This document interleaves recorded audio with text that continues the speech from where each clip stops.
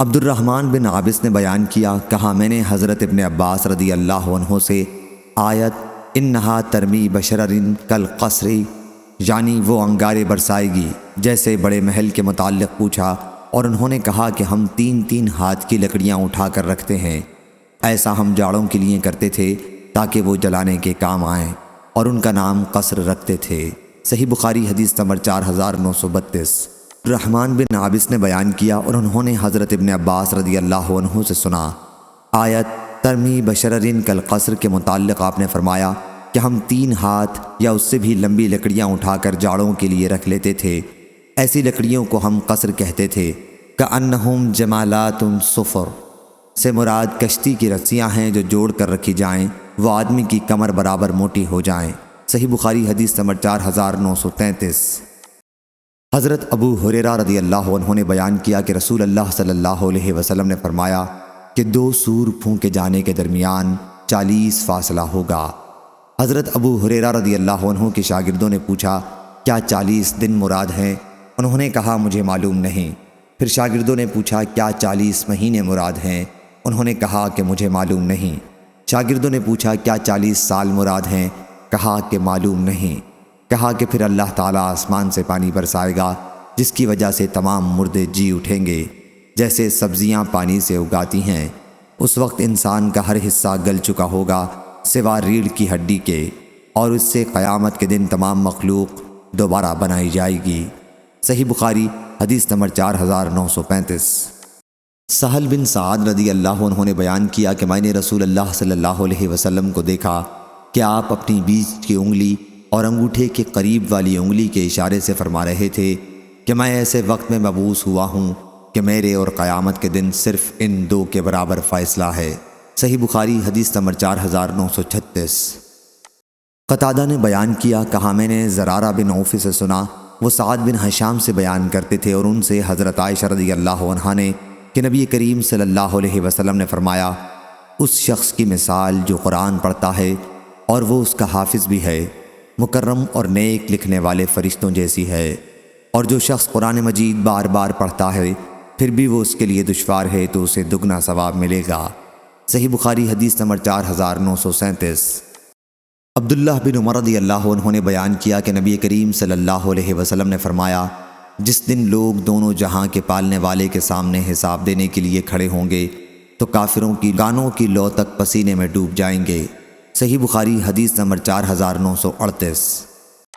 عثمان بن اسود نے بیان کیا، انہوں نے ابن ابی ملیکہ سے سنا اور انہوں نے حضرت عائشہ رضی اللہ عنہا سے سنا۔ انہوں نے بیان کیا کہ میں نے نبی کریم صلی اللہ علیہ وسلم سے سنا۔ ہم سے سلیمان بن حرب نے بیان کیا، کہا ہم سے حماد بن زید نے بیان کیا، ان سے ایوب نے، ان سے ابن ابی ملیکہ نے، اور ان سے حضرت عائشہ رضی اللہ عنہا نے، انہوں نے رسول کریم صلی اللہ علیہ وسلم سے سنا۔ ہم سے مسدد نے بیان کیا، کہا ہم سے یحییٰ نے، ان سے ابو یونس حاتم بن ابی صغیرہ نے، ان سے ابن ابی ملیکہ نے، ان سے قاسم نے، اور ان سے حضرت عائشہ رضی اللہ عنہا نے بیان کیا کہ رسول اللہ صلی اللہ علیہ وسلم نے فرمایا، جس کسی سے بھی قیامت کے دن حساب لے لیا گیا تو وہ ہلاک ہو جائے گا۔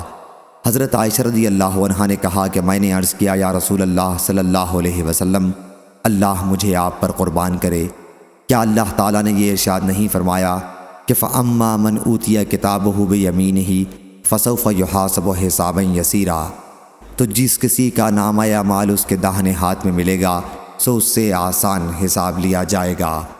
حضرت صلی اللہ علیہ وسلم نے فرمایا، آیت میں جس حساب کا ذکر ہے وہ تو پیشی ہوگی، وہ صرف پیش کیے جائیں گے اور بغیر حساب چھوٹ جائیں گے، لیکن جس سے بھی پوری طرح حساب لے لیا گیا وہ ہلاک ہوگا۔ صحیح بخاری حدیث نمبر 4939۔ حضرت ابن عباس رضی اللہ عنہ نے کہا، لَتَرْكَبُنَّ طَبَقًا عَنْ طَبَقٍ، یعنی تم کو ضرور ایک حالت کے بعد دوسری حالت پر پہنچنا ہے۔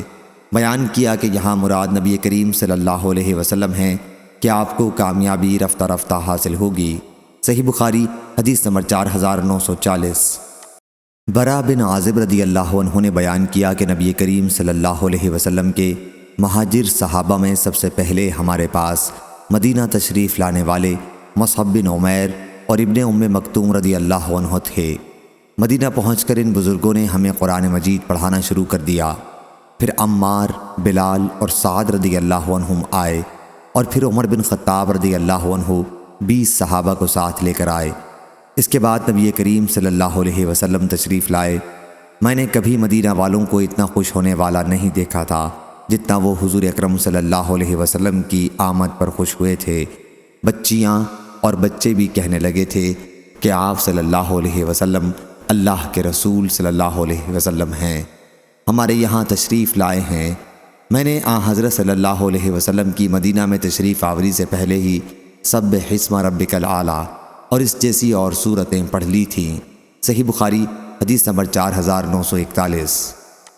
عبداللہ بن زمار رضی اللہ عنہ نے خبر دی کہ انہوں نے رسول اللہ صلی اللہ علیہ وسلم سے سنا، حضرت صلی اللہ علیہ وسلم نے اپنے ایک خطبے میں حضرت صالح علیہ السلام کی اونٹنی کا ذکر فرمایا اور اس شخص کا بھی ذکر فرمایا جس نے اس کی کونچیں کاٹ ڈالی تھیں۔ پھر آپ نے ارشاد فرمایا اذم بعث اشقہا، یعنی اس اونٹنی کو مار ڈالنے کے لیے ایک مفسد قدار نامی جو اپنی قوم میں ابو زماں کی طرح غالب اور طاقتور تھا اٹھا۔ حضرت صلی اللہ علیہ وسلم نے عورتوں کے حقوق کا بھی ذکر فرمایا۔ تم میں بعض اپنی بیوی کو غلام کی طرح کوڑے مارتے ہیں، حالانکہ اسی دن کے ختم ہونے پر وہ اس سے ہم بستری بھی کرتے ہیں۔ پھر آپ نے انہیں ریاح خارج ہونے پر ہنسنے سے منع فرمایا اور فرمایا کہ ایک کام جو تم میں ہر شخص کرتا ہے اسی پر تم دوسروں پر کس طرح ہنستے ہو۔ ابو معاویہ نے بیان کیا کہ ہم سے ہشام بن عروہ بن زبیر نے ان سے حضرت عبداللہ بن زمار رضی اللہ عنہ نے بیان کیا کہ نبی کریم صلی اللہ علیہ وسلم نے اس حدیث میں یوں فرمایا، ابو زماں کی طرح جو زبیر بن عوام کا چچا تھا۔ صحیح بخاری حدیث نمبر 4942۔ علقمہ بن قیس نے بیان کیا کہ عبداللہ بن مسعود رضی اللہ عنہ کے شاگردوں کے ساتھ میں ملک شام پہنچا۔ ہمارے متعلق ابو درداء رضی اللہ عنہ نے سنا تو ہم سے ملنے خود تشریف لائے اور دریافت فرمایا، تم میں کوئی قرآن کا قاری ہے؟ ہم نے کہا جی ہاں ہے۔ دریافت فرمایا کہ سب سے اچھا قاری کون ہے؟ لوگوں نے میری طرف اشارہ کیا۔ آپ نے فرمایا کہ پھر کوئی آیت تلاوت کرو۔ میں نے واللیل اذا یغشی والنہار اذا تجلی والذکر والانثی کی تلاوت کی۔ ابو درداء رضی اللہ عنہ نے پوچھا، کیا تم نے خود یہ آیت اپنے استاد عبداللہ بن مسعود رضی اللہ عنہ کی زبانی اسی طرح سنی ہے؟ کہا جی ہاں۔ انہوں نے اس پر کہا کہ میں نے بھی نبی کریم صلی اللہ علیہ وسلم کی زبانی یہ آیت اسی طرح سنی ہے، لیکن یہ شام والے ہم پر انکار کرتے ہیں۔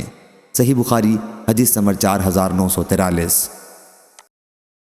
حضرت علی رضی اللہ عنہ نے بیان کیا کہ ہم نبی کریم صلی اللہ علیہ وسلم کے ساتھ بقیع الغرقد مدینہ منورہ کے قبرستان میں ایک جنازے میں تھے۔ حضرت صلی اللہ علیہ وسلم نے اس موقع پر فرمایا، تم میں کوئی ایسا نہیں جس کا ٹھکانہ جنت یا جہنم میں لکھا نہ جا چکا ہو۔ صحابہ نے عرض کیا، یا رسول اللہ صلی اللہ علیہ وسلم، پھر کیوں نہ ہم اپنی اس تقدیر پر بھروسہ کر لیں؟ حضرت صلی اللہ علیہ وسلم نے فرمایا کہ عمل کرتے رہو کہ ہر شخص کو اسی عمل کی توفیق ملتی رہتی ہے جس کے لیے وہ پیدا کیا گیا ہے۔ پھر آپ نے آیت فَأَمَّا مَنْ أَعْطَىٰ وَاتَّقَىٰ وَصَدَّقَ بِالْحُسْنَىٰ آخر تک پڑھی، یعنی ہم اس کے لیے نیک کام آسان کر دیں گے۔ صحیح بخاری حدیث نمبر 4945۔ شعبہ نے بیان کیا، ان سے سلیمان عامش نے، ان سے سعد بن عبیدہ نے، ان سے ابو عبد الرحمن سلمہ نے، اور ان سے حضرت علی رضی اللہ عنہ نے کہ نبی کریم صلی اللہ علیہ وسلم ایک جنازے میں تھے۔ آپ نے ایک لکڑی اٹھائی اور اس سے زمین کو ریدتے ہوئے فرمایا کہ تم میں کوئی شخص ایسا نہیں جس کا جنت یا دوزخ کا ٹھکانہ لکھا نہ جا چکا ہو۔ صحابہ نے عرض کیا، یا رسول اللہ صلی اللہ علیہ وسلم، کیا پھر ہم اسی پر بھروسہ نہ کر لیں؟ حضرت صلی اللہ علیہ وسلم نے فرمایا کہ عمل کرتے رہو کہ ہر شخص کو توفیق دی گئی ہے انہی اعمال کی جن کے لیے وہ پیدا کیا گیا ہے۔ سو جس نے دیا اور اللہ سے ڈرا اور اچھی بات کو سچا سمجھا، آخر آیت تک۔ شعبہ نے بیان کیا کہ مجھ سے یہ حدیث منصور بن معتمر نے بھی بیان کی اور انہوں نے بھی سلیمان عامش سے اس کے موافق بیان کی، اس میں کوئی خلاف نہیں کیا۔ صحیح بخاری حدیث نمبر 4946۔ حضرت علی رضی اللہ عنہ نے بیان کیا کہ ہم بقیع الغرقد میں ایک جنازے کے ساتھ تھے، پھر رسول اللہ صلی اللہ علیہ وسلم بھی تشریف لائے، آپ بیٹھ گئے اور ہم بھی آپ کے چاروں طرف بیٹھ گئے۔ آپ کے ہاتھ میں چھڑی تھی، آپ نے سر جھکا لیا، پھر چھڑی سے زمین کو کریدنے لگے۔ پھر فرمایا کہ تم میں کوئی شخص ایسا نہیں، کوئی پیدا ہونے والی جان ایسی نہیں جس کا جنت اور جہنم کا ٹھکانہ لکھا نہ جا چکا ہو۔ یہ لکھا جا چکا ہے کہ کون نیک ہے اور کون برا ہے۔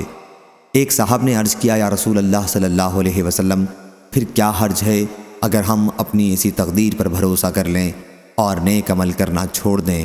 جو ہم میں نیک ہوگا وہ نیکیوں کے ساتھ جا ملے گا، اور جو برا ہوگا اس سے بروں کے سے اعمال ہو جائیں گے۔ حضرت صلی اللہ علیہ وسلم نے فرمایا کہ جو لوگ نیک ہوتے ہیں انہیں نیکوں ہی کے عمل کی توفیق حاصل ہوتی ہے، اور جو برے ہوتے ہیں انہیں بروں ہی جیسے عمل کرنے کی توفیق ہوتی ہے۔ پھر آپ نے اس آیت کی تلاوت کی، فَأَمَّا مَنْ آتَى وَاتَّقَىٰ، یعنی سو جس نے دیا اور اللہ سے ڈرا اور اچھی بات کو سچا سمجھا، سو ہم اس کے لیے نیک کاموں کو آسان کر دیں گے۔ صحیح بخاری حدیث نمبر 4948۔ اسود بن قیس نے بیان کیا، کہا میں نے جندب بن سفیان رضی اللہ عنہ سے سنا، انہوں نے بیان کیا کہ رسول اللہ صلی اللہ علیہ وسلم بیمار پڑ گئے اور 2 یا 3 راتوں کو تہجد کے لیے نہیں اٹھ سکے۔ پھر ایک عورت، ابو لہب کی عورت اور آئی اور کہنے لگی، اے محمد، میرا خیال ہے کہ تمہارے شیطان نے تمہیں چھوڑ دیا ہے، 2 یا 3 راتوں سے دیکھ رہی ہوں کہ تمہارے پاس وہ نہیں آیا۔ اس پر اللہ تعالیٰ نے یہ آیت نازل کی، وَالضُّحَىٰ، آخر تک، یعنی قسم ہے دن کی روشنی کی اور رات کی، جب وہ قرار پکڑے کہ آپ کے پروردگار نے نہ آپ کو چھوڑا ہے اور نہ آپ سے بیزار ہوا ہے۔ صحیح بخاری حدیث نمبر 4950۔